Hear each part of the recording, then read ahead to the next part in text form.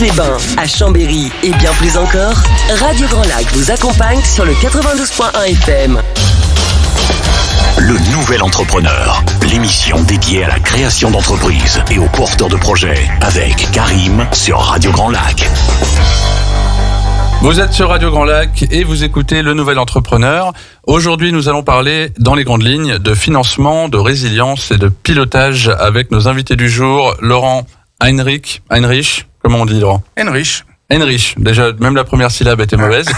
Pascal Robert, Jocelyn Truchet et Fabien Jacques. Et c'est avec vous que l'on va commencer. Fabien Jacques, vous êtes co-directeur, coordinateur pôle entrepreneuriat et inclusion chez France Active. Alors la grande question là tout de suite, c'est où est le traducteur ?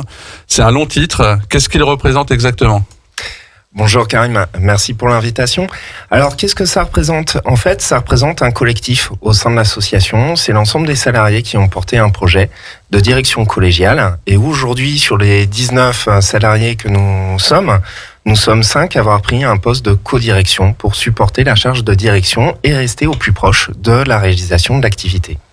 Donc c'est assez intéressant et avant ça, j'aurais tendance à dire, je remercie autant Anne-Laure Pitiot, l'ancienne directrice, que Isabelle Bourdis, notre présidente d'association, parce que c'est grâce à elles deux finalement qu'on a pu mener à bien ce projet, étant donné que Anne-Laure nous a fait grandir dans nos compétences, dans notre capacité à travailler en collectif, à travailler ensemble, c'était très important, et Isabelle nous a donné l'opportunité de travailler ce projet-là.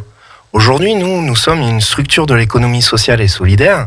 On travaille sur du développement économique sur les territoires de la Savoie et de la Haute-Savoie. On est là pour favoriser une économie locale qui crée des emplois.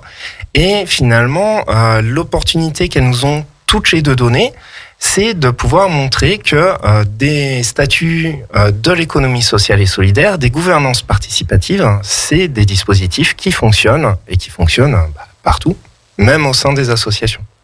Alors vous, du coup, vous avez quel parcours pour arriver là ?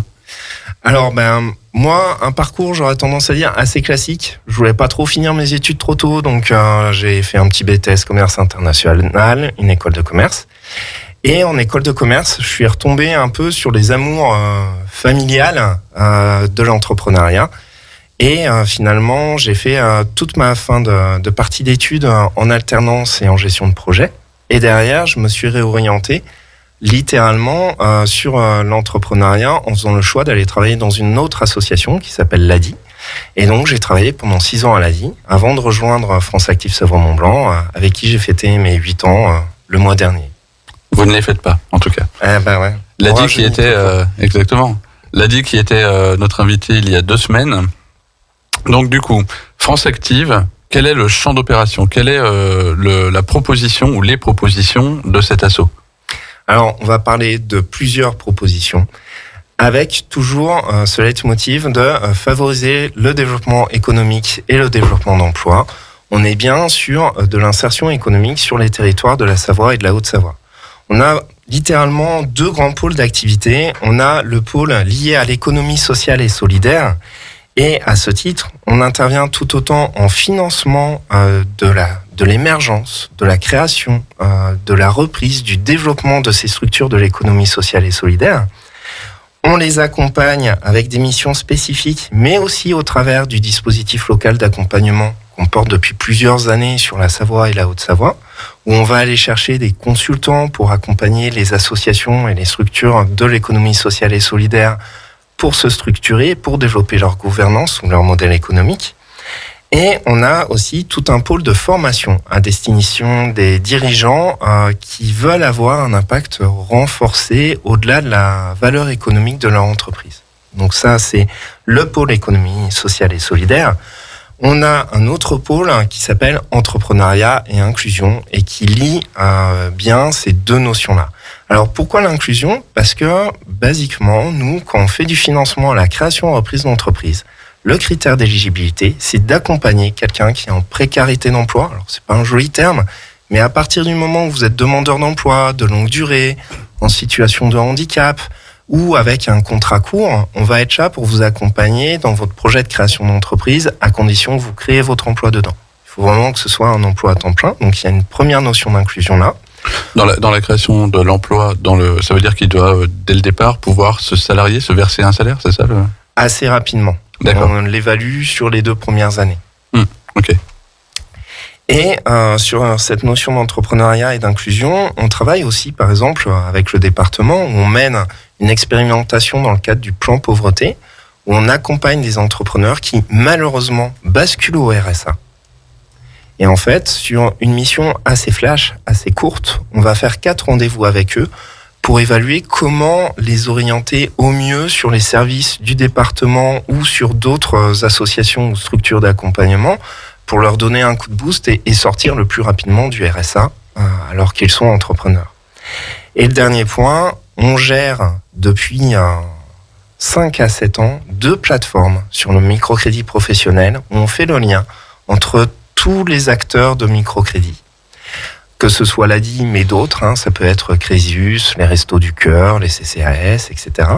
Et notre objectif, via cette mission qui nous est confiée par les 2 départements, c'est de structurer la proposition de microcrédit pour que chaque personne en précarité d'accès au prêt bancaire puisse se former, payer une formation, payer son permis, sa voiture, des frais de santé, une réinstallation, des frais de divorce, etc. Tout ce qui va leur permettre d'avoir une certaine continuité d'accès au crédit, limiter les situations de précarité financière et surtout les maintenir en emploi. Aujourd'hui, quelqu'un qui n'a pas le permis pour une démarche de retour à l'emploi, c'est très compliqué. Pour une formation, c'est bien dans le cadre d'une reconversion professionnelle, etc. Et à ce titre-là, nous réalisons à peu près 200 microcrédits par an sur la Savoie et la Haute-Savoie. C'est une activité dont on parle un peu moins. C'est pas notre activité première, mais c'est une activité qui génère beaucoup d'emplois. Mais c'est vrai que le microcrédit, c'est toujours associé à l'ADI en général. Donc ce ne sont pas les seuls. Et non. On peut aussi venir vers vous. Exactement. J'avais noté quelques chiffres qui sont très impressionnants. Il y a 39 000 entreprises conseillées et financées sur... c'est sur l'année, j'imagine ? Oui. 66 000 emplois créés ou sauvegardés et 508 millions d'euros mobilisés. Et donc ça, c'est les chiffres du réseau France Active. Et le réseau France Active, ce sont 37 associations territoriales et une tête de réseau qui est aussi une association, France Active tout court, et qui va travailler au niveau national vraiment sur l'utilité sociale en création d'entreprise, donc que la personne puisse créer son emploi, et sur le financement de l'économie sociale et solidaire.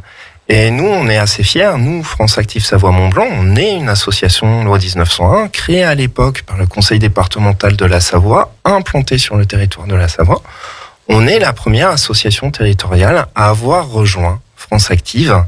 Et vous excuserez l'expression, mais on laisse pas notre part au chien. En l'occurrence, sur la Savoie et la Haute-Savoie, on réalise à peu près 10% de l'activité de France Active au niveau national. Pour vous donner un ordre d'idée, en 2019, avant la crise, on a mobilisé plus de 5,7 millions d'euros de financement sur le territoire de la Savoie et de la Haute-Savoie. Ça a impacté plus de 2200 emplois et ça a permis la création, l'entretien, le développement de plus de 330 structures. Effectivement, impressionnant. Il y a plusieurs niveaux d'intervention chez France Active. Vous êtes là à l'idée de création d'entreprise, vous êtes là à la création, vous pouvez intervenir au développement, à la transformation. Je n'ai pas vu la reprise, par contre. Est-ce qu'elle fait aussi partie de votre champ d'action ou pas du tout ? Alors, elle fait partie du champ d'action. On considère la création comme étant de la reprise et la reprise comme étant de la création. D'accord. Parce que comme il était indiqué que vous étiez aussi là pour quand il y a besoin de relancer une entreprise, je me suis dit peut-être que justement ils interviennent très fort pour qu'il n'y ait pas de liquidation, qu'il n'y ait pas de fermeture, et pour éviter justement peut-être la fermeture, la reprise par quelqu'un d'autre ou autre. Alors, on intervient tout autant sur la reprise que sur le rebond. En reprise, on intervient tant sur l'économie classique que l'économie sociale et solidaire.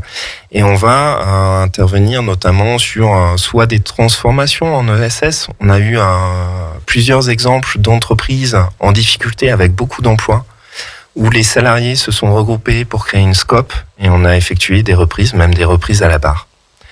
Et sur la création d'entreprises, on traite aussi des reprises, mais peut-être plus classiques sur des reprises de fonds de commerce. On intervient aussi sur des reprises de parts sociales, mais à partir du moment où il y a quand même une création d'entreprise, donc une structuration via une holding. Il faut toujours qu'on ait une nouvelle immatriculation, parce que c'est ce qui va nous permettre, malheureusement c'est trop technique parfois pour intervenir simplement, on préférait pouvoir soutenir tout le monde de manière plus simple, mais on a besoin qu'une nouvelle structure se crée pour pouvoir intervenir quand on est dans le champ de l'économie classique.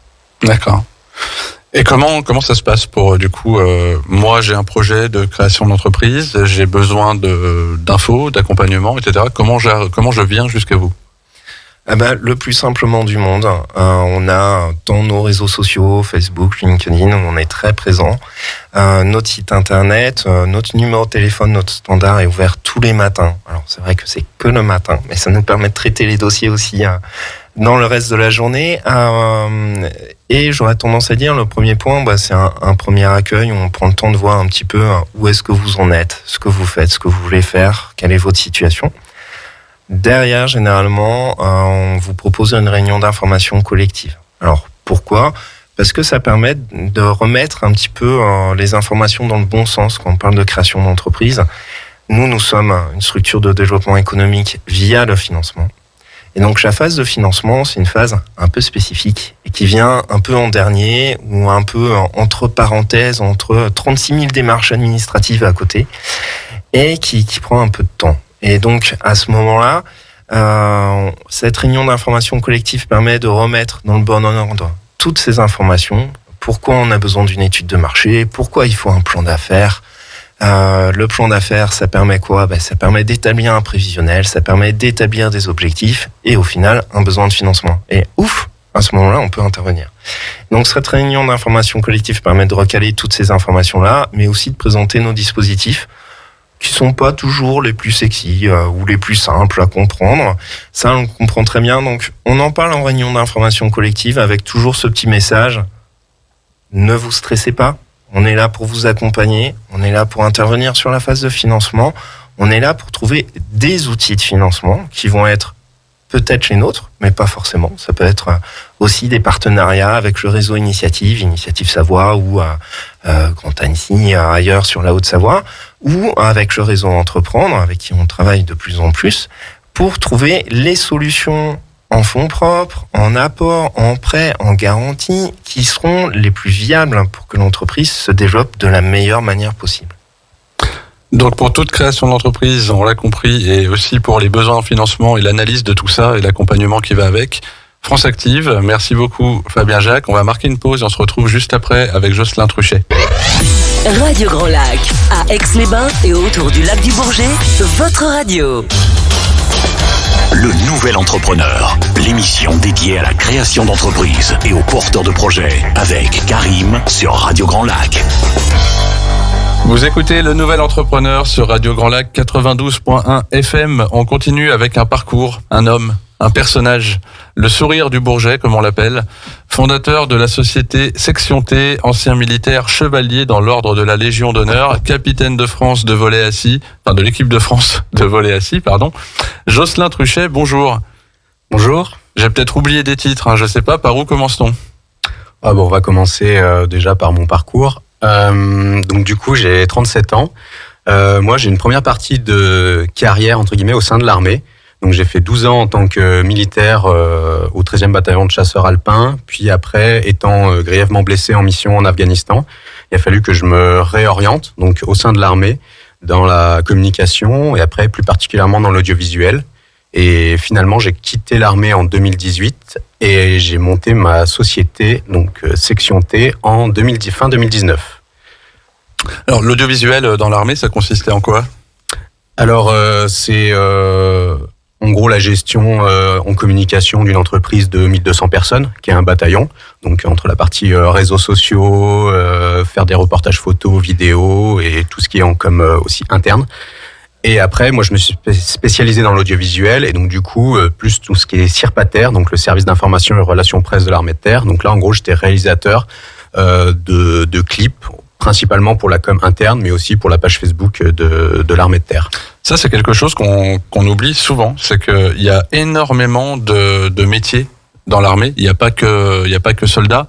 Il y a beaucoup de choses à y faire, que ce soit en administration, en communication, et je crois savoir que justement au niveau audiovisuel, les équipements dont dispose l'armée pour faire des pubs, c'est du lourd, hein. C'est pas des jouets.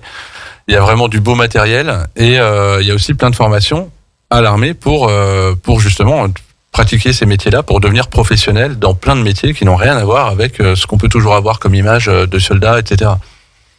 Ah oui, complètement. En fait, l'armée, c'est énormément de métiers différents, même si la base, c'est d'être soldat. Tout le monde est soldat à la base, mais après, il y a des spécialités qui sont complètement différentes. Moi, j'étais chef de groupe de combat, donc je gérais 9 personnes, et avec une spécialité montagne en tant que chasseur alpin, et après, en tant que réalisateur audiovisuel, pareil, c'était une petite équipe, ou des fois seul ou à 2 avec un photographe, pour pouvoir réaliser les reportages et les différentes missions. Sachant que moi, je pouvais pas repartir à l'étranger, mais il y a toujours une équipe sur les théâtres, donc un photographe, un chef d'équipe et un caméraman, pour pouvoir faire des images, pour la com de l'armée aussi, mais qui met à disposition des chaînes de télévision des images pour pouvoir illustrer leurs sujets sur les conflits.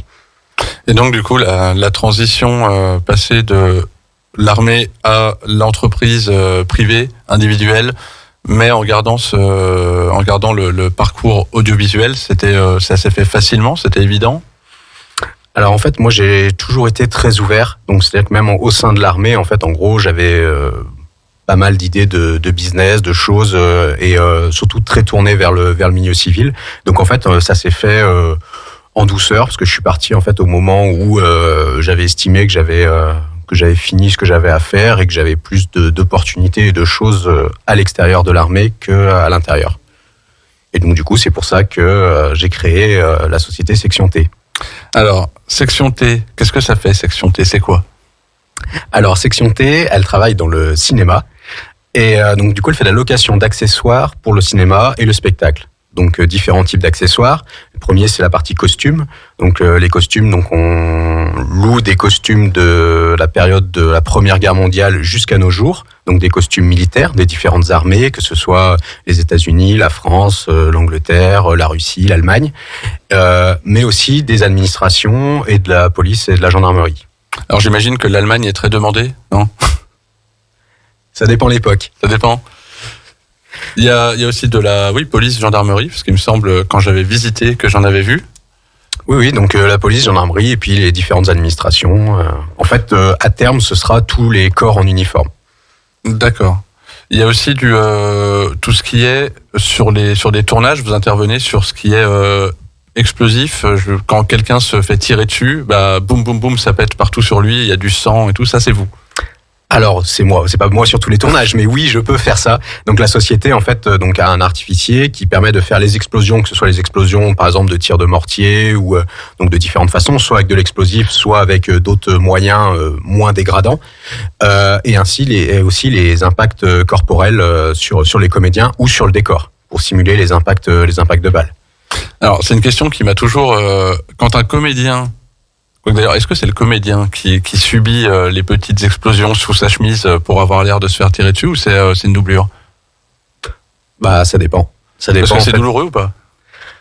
Ça peut l'être, il y a quand même pas mal de protection, parce que c'est quand même de l'explosif qu'on met près du corps, parce que ça déchire les vêtements, ça déchire même les vêtements en cuir, donc il y a quand même une petite dose d'explosif, donc ça demande quand même quelques précautions pour protéger le comédien en dessous. C'est-à-dire des petites platines en fer, du cuir pour éviter aussi de se brûler avec l'explosion, donc on essaye au maximum que ce soit le moins douloureux pour le comédien, mais ça secoue quand même pas mal. Et ce qui permet aussi de donner du jeu quand on se fait tirer dessus et qu'on a quand même l'appréhension de se prendre, d'avoir l'explosion. Et bravo Albert, tu joues très bien la douleur. Oui, c'est parce que j'ai vraiment mal. Il y a des explosifs plus gros aussi. Alors je sais que là vous n'êtes peut-être pas seul, mais c'est aussi possible. Si besoin de faire sauter une voiture, par exemple, dans un film, toujours, c'est faisable. Alors oui, en partie. Là, par exemple, sur un dernier film, on a fait exploser une voiture, mais on l'a fait exploser en modèle réduit. En fait, ce qui permettait en fait Une maquette ? Une maquette, c'est ça. Une maquette de voiture qui était on avait la voiture en vrai, la voiture en modèle réduit, et du coup, on a fait exploser le modèle réduit parce que ça coûte quand même moins cher que faire exploser une vraie voiture, et c'est aussi moins dangereux. D'accord, et ça reste réaliste quand même. Complètement. D'accord. Après, c'est la magie du cinéma de superposer. Effectivement. Comment du coup, parce qu'il y a certainement des gens qui voudraient travailler dans ce milieu-là, est-ce qu'il y a des conseils? Est-ce que c'est difficile de se faire sa petite place là-dedans, d'avoir des accès sur des tournages avec des productions? Alors, le milieu du cinéma est quand même un petit milieu, même s'il y a beaucoup de gens qui y travaillent dedans. Et ça marche beaucoup par de la cooptation, du bouche à oreille. Et parce qu'en fait, pour chaque film, en fait, on recrée une équipe. Et donc, du coup, généralement, au fur et à mesure, on essaie d'avoir l'équipe avec qui ça match. On a reconnu les compétences et on peut faire confiance et déléguer. Est-ce qu'il y a des films qu'on peut voir et sur lesquels vous avez travaillé? Alors, au niveau des films, actuellement, il y en a un qui n'est pas encore sorti en France, j'espère pour la fin d'année, qui s'appelle Road of Fear. Donc là, on s'est occupé de tout l'armement, les tirs à blanc et les explosions. Ça fait quand même plus de 3000 coups de feu et plus de presque 200 explosions, que ce soit sur les comédiens ou dans le décor. Et donc, du coup, c'est un genre de film, donc c'est un film mafieux, français, tourné dans le sud de la France. Et c'est un peu un genre de Tarantino. Et donc j'espère qu'il pourra sortir au cinéma en France. Il est déjà sorti en Pologne, en Corée. Donc pour un film français qui sort d'abord à l'étranger, mais j'espère qu'il sortira en France d'ici la fin de l'année. On l'espère. Il y a un autre film qu'il faut aller voir et qui est, je crois, disponible sur Internet et qui s'appelle 2 semaines de juin. Alors oui, tout à fait. Donc 2 semaines de juin, là je sors de ma casquette de l'entreprise en fait, et là j'avais une casquette de réalisateur. Donc c'est un film que j'ai écrit et réalisé en 2019, juste avant de créer la société, qui parle en fait des combats en juin 40 face aux Italiens sur la frontière, qui est une victoire française complètement oubliée. Et donc du coup c'est pour réhabiliter un peu, c'est un peu un travail de mémoire aussi ce film. Pour réhabiliter ces soldats, notamment mon grand-père, qui se sont battus sur cette frontière face aux Italiens. Et avec, d'ailleurs, sur ce film, il y a beaucoup d'événements, je veux dire, c'est travaillé historiquement. Il y a beaucoup de réalité sur ce qui se dit, sur ce qui se fait, sur les personnages. Alors, sur le film, oui, déjà, clairement, c'était mes costumes et mes armes qui étaient sur le film. Donc, en amont, j'avais déjà travaillé pour être au plus proche du réel, au maximum. Et après, sur la création du scénario, en fait, on s'est basé sur les faits réels, en fictionnant, voilà, pour avoir une histoire un peu plus forte. Mais la base générale sont des faits réels, et on était accompagné par des historiens dans l'écriture et après sur le tournage pour être au plus proche du réel. Parce que ce qu'il faut savoir, c'est que par exemple, rien que sur la gestuelle avec l'armement, et là je reviens sur la partie société, on ne tient pas une arme et on ne se déplace pas avec une arme quand on est un soldat de 1914 et quand on est membre d'un groupe d'intervention ou un groupe de force spéciale actuellement. Donc en fait, on fait aussi du conseil sur la gestuelle avec l'armement et pour la crédibilité des scènes. C'est beaucoup de boulot. Mais en tout cas, le film est génial et on peut le regarder où? Il est sur YouTube ou... Alors non, il n'est pas sur YouTube parce qu'il n'est pas gratuit, parce que clairement derrière, il y a beaucoup d'argent qui a été mis en jeu pour le tourner. Donc on peut le trouver sur la plateforme Oreadis VOD. Et d'ailleurs, il y a une projection en ligne. Donc en fait, vous pouvez louer le film et le regarder avec le making-of pour voir justement derrière la caméra tout ce qui se passe pour créer le film. Et après, il y aura un débat avec moi en ligne et ça se passe le 27 septembre. Et pour contacter Section T, comment on fait? Alors, on a un site internet sectiont.fr qui va bientôt changer de look. Et après par mail principalement et ou sinon par nos réseaux sociaux, donc sur Facebook, Instagram ou LinkedIn. Je vais vous demander le mot de la fin, Jocelyn. Le mot de la fin. Fin. Très bien. Donc après ce mot merveilleux, on se retrouve après une petite chanson. Tout de suite. Sur les bords du lac du Bourget, la radio autrement. Radio Grand Lac. Le Nouvel Entrepreneur, l'émission dédiée à la création d'entreprises et aux porteurs de projets, avec Karim sur Radio Grand Lac. Vous êtes sur Radio Grand Lac, notre troisième invité est un binôme souriant et dynamique. Laurent et Pascal, bonjour. Salut Karim. Bonjour Karim. Vous avez créé une entreprise qui, elle aussi, s'appelle Laurent et Pascal. Elle s'adresse aux entrepreneurs de tout type. Quelle est votre activité précisément ? Nous sommes conseillers En pilotage d'entreprise. Ce qui veut dire, pour tous ceux qui ne comprendraient pas, le pilotage d'entreprise. Ce qui veut dire qu'on s'adresse aux entrepreneurs, on parle aussi de porteurs de projets au sens large de l'activité, c'est-à-dire que en fait, les gens qui ont des souhaits de créer leur entreprise, de créer leur activité, peuvent venir nous voir, d'accord, avec leur projet, et puis nous on s'occupe effectivement de tout ce qui va être création, de les accompagner, de déjà comprendre leur projet, ce qu'ils ont envie de faire et de comment ils ont envie de le faire, d'accord, ça c'est très important. On va pas réinventer le projet. D'accord. Et puis, après, on les amène à prendre conscience que ils sont chefs d'entreprise et qu'il faut prendre des décisions et que nous, en fait, on leur donne toutes les clés, en tout cas, pour qu'ils puissent prendre leurs décisions, en toute connaissance de cause. Il n'y a pas de meilleure décision, il y a leur décision et ça, c'est très important. Voilà. Et donc on part effectivement, notre champ d'action part effectivement du projet de création d'activité jusqu'à un entrepreneur qui est déjà installé et qui est tout seul en tout cas pour prendre ses décisions et qui peut être perdu, ou qu'on a juste marre de la solitude et de prendre des décisions tout seul. Nous en tout cas on peut l'accompagner, être à ses côtés et comprendre ce qu'il veut, où il veut aller. Et puis, en tout cas, lui donner toutes les options et comment elles peuvent être appliquées. Est-ce qu'il y a une typologie de dirigeants en particulier que vous suivez, indépendants, TPE, PME ? Non, absolument pas.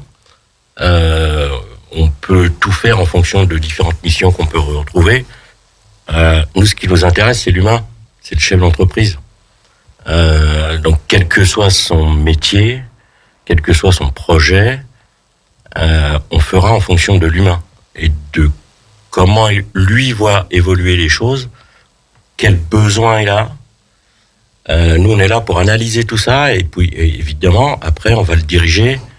On peut le diriger vers France Active, vers le réseau Initiative, vers le réseau Entreprendre, ou même démarrer une activité sans financement, puisqu'il y a des fois c'est possible. Il y a des personnes qui peuvent grâce à leur fonds propres, démarrer une activité sans financement. Et on est là pour vraiment l'humain. Voilà. Parce que nous, c'est notre credo. Donc chaque accompagnement est vraiment unique, en quelque sorte, et personnalisé au maximum. Voilà. On gère, on a des clients qui vont du médecin au plombier, en passant par de l'espace vert, etc. Donc tous les métiers, on est capable de les assister. On est un peu le bras droit du dirigeant. On est là pour lui apporter toutes les réponses. Et donc un petit peu comme pour Fabien Jacques et France Active tout à l'heure, vous pouvez intervenir à tout moment, c'est-à-dire qu'à l'idée, à la création, au développement, oui, tout est possible. Tout est possible. En fait, on a trois grands axes de prestations, qui est le pilotage d'entreprise, donc pour les entreprises qui existent déjà et dont le chef d'entreprise n'est pas satisfait du rendement de son entreprise, ou se pose des questions sur la continuation, comment optimiser son chiffre d'affaires, son résultat, et donc son revenu, parce qu'il faut quand même qu'on rappelle qu'il y a quand même beaucoup de patrons de TPE qui se payent moins que leurs salariés. Donc on est là pour optimiser et pour réaliser ses rêves. Ensuite, on fait beaucoup d'accompagnement à la création d'entreprise. On est organisme de formation, validé Calliope, donc on peut faire financer par le CPF l'accompagnement à la création d'entreprise. C'est une chose qu'on fait beaucoup, puisqu'on est quand même pas mal sollicité sur le sujet. Et puis un troisième point qu'on travaille aussi également, c'est le rachat d'entreprise. Donc éventuellement par des salariés de l'entreprise ou par des personnes qui ont un projet de vie, qui sont aujourd'hui par exemple auto-entrepreneurs et qui veulent se structurer davantage. Et on va regarder pour eux, est-ce qu'il y a des sociétés à racheter dans leur secteur, etc. Les accompagner On fait un audit complet de tous les comptes de l'entreprise à racheter. On estime la valeur de l'entreprise à racheter.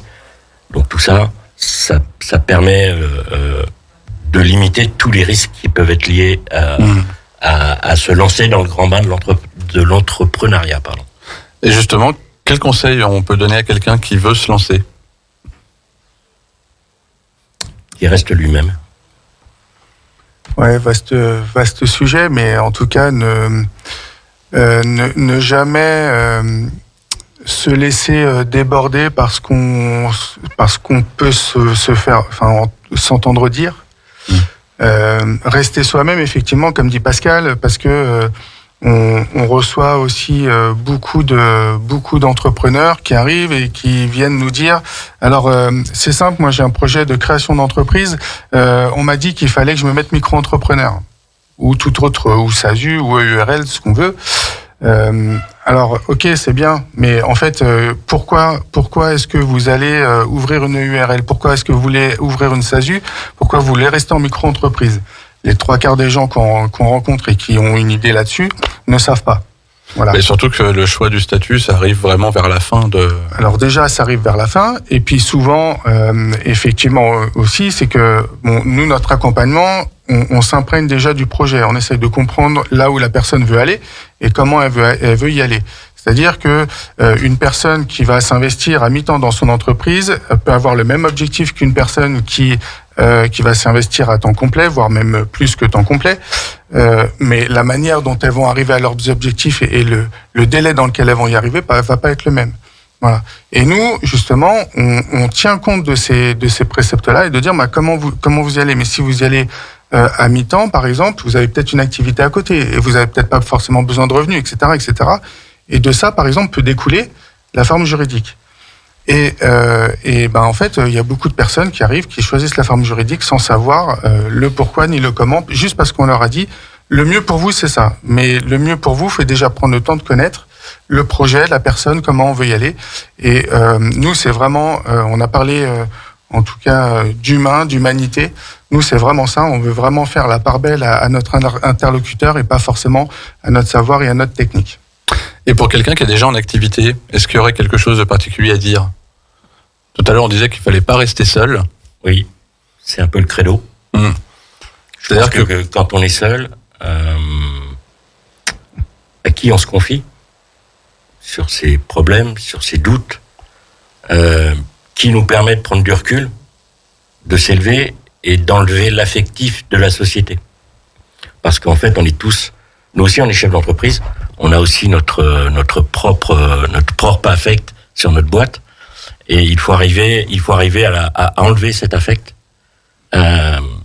qui va permettre de prendre les bonnes décisions. Et donc nous, on est là non pas pour juger, mais pour valider ce qui a été fait et éventuellement corriger, adapter, modifier. Et tout ça, encore une fois, dans le respect de ce que veut le chef d'entreprise. Nous, notre credo, c'est vraiment l'humain qui est derrière le chef d'entreprise. Et pas rester seul.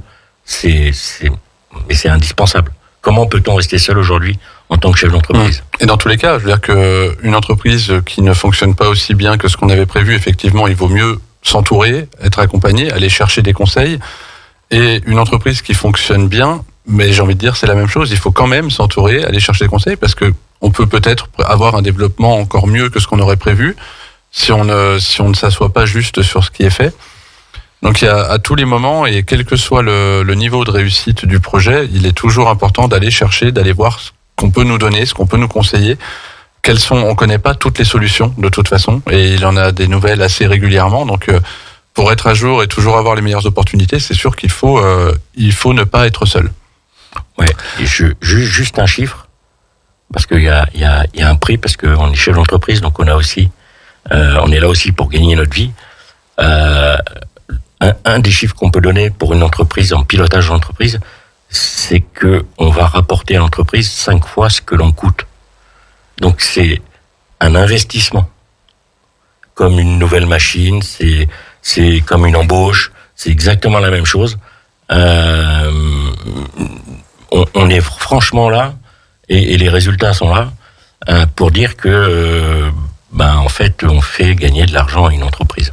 C'est vrai que le financier, ça peut toujours faire peur un petit peu. En plus, pour de l'accompagnement, c'est pas palpable. C'est quelque chose qu'on peut des fois dire, ok, bon, en fait, est-ce que ça vaut vraiment le coup de payer pour ça, etc. Le mieux, c'est toujours de prendre rendez-vous, parce que déjà ça coûte rien, se rencontrer, voir quelles sont les possibilités, et en plus, avec des résultats comme ceux-ci, on ne perd rien. Pour le coup, au contraire, on gagne financièrement, mais on gagne aussi et surtout en pérennité et sur l'avenir de l'entreprise. Ouais, un autre mot qu'on peut utiliser, c'est la sérénité du chef d'entreprise avec nous. Bien sûr, qui est très très importante. Vous serez au salon du nouvel entrepreneur le week-end prochain, et vous pilotez le business check-up, ce qui veut dire que sur le site web nouvelle-entrepreneur.fr, on peut prendre rendez-vous avec vous pour faire un point rapidement en une demi-heure sur un projet, sur une entreprise déjà en activité, qu'est-ce qui va pas, qu'est-ce que je pourrais faire, et derrière vous pourrez ainsi déjà vous conseiller. Pourquoi pas aussi organiser des rendez-vous et renvoyer aussi vers les différents exposants qui seront sur place et qui pourront immédiatement du coup être en relation avec les entrepreneurs qui en ont besoin. Exactement. C'est aussi notre quotidien, et voilà, effectivement, on a une culture plutôt généraliste de l'entreprise. On est nous-mêmes entrepreneurs, donc ça fait aussi la différence quand on parle d'entrepreneur à entrepreneur. On est dans un échange permanent, et nous, c'est de donner une vision à l'entrepreneur, à nos clients, et puis aussi de les amener, comme tout service, en tout cas tous les services se payent, mais les services nous font gagner de l'argent, d'accord, et comme tout le monde le sait, le temps c'est de l'argent, donc voilà. Et nous, on essaye, d'amener aussi nos clients vers nos partenaires, vers les gens avec qui on a l'habitude de travailler, et qui savent donner les conseils beaucoup plus techniques que nous. Mais en tout cas, on a fait déjà une première vague d'informations, et l'entrepreneur sait au moins où il va, comment il y va, avec déjà une première réponse. Et si la réponse n'est pas complète ou doit être complétée, on se rend vers l'expert. Voilà. Et spécialement pour le salon, on fera une promotion sur notre accompagnement. Ah, super. Ça sera le moment d'aller vous voir. Pour les rendez-vous en business check-up, le samedi est déjà quasi complet. Il doit rester un rendez-vous de libre, je crois. Donc, le dimanche, on a déjà des rendez-vous de prix aussi. Donc, n'hésitez pas, il reste quelques places. Et évidemment, Laurent et Pascal seront aussi accessibles hors rendez-vous. Je vous remercie tous d'avoir participé à cette émission. Ah, Pascal. Oui, juste pour faire un petit kiki à Catherine, une fidèle cliente qui nous écoute. Très bien, le message est passé. Je vous rappelle que le salon du nouvel entrepreneur, ce sera les 17 et 18 septembre au Manège à Chambéry, donc la semaine prochaine. Plus de 50 pros de l'accompagnement participent à cet événement incontournable de la rentrée professionnelle. Suivez-nous sur Facebook, Instagram et LinkedIn pour toutes les annonces, et retrouvez tous les détails du salon sur notre site web nouvelle-entrepreneur.fr. Merci à tous d'avoir suivi cette émission. Merci à mes invités d'y avoir participé. On se retrouve le vendredi 23, toujours sur Radio Grand Lac à 11h. Pour une nouvelle émission, nous recevrons Aider 100 000 entrepreneurs et Links Elite. D'ici là, restez motivés et inspirés. Et dans quelques minutes, une émission spéciale avec le département sur Radio Grand Lac. À tout bientôt, au revoir.